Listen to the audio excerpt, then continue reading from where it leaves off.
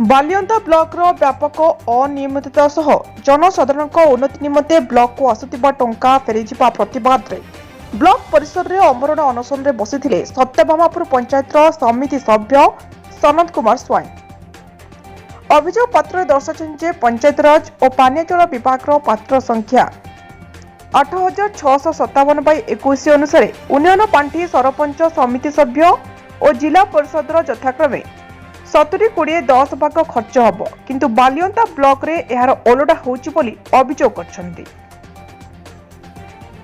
तबे ब्लॉक रे सठिक भाव रे टंका खर्च होई प नाही एवं ब्लॉक अध्यक्षा बिल पास करनुथिया मध्ये अभियोग करछन्ती समिति सभ्य।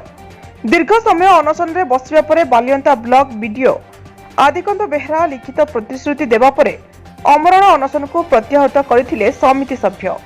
बालियंतारू विभूतिभूषण प्रधान को रिपोर्ट ओमकार टीवी।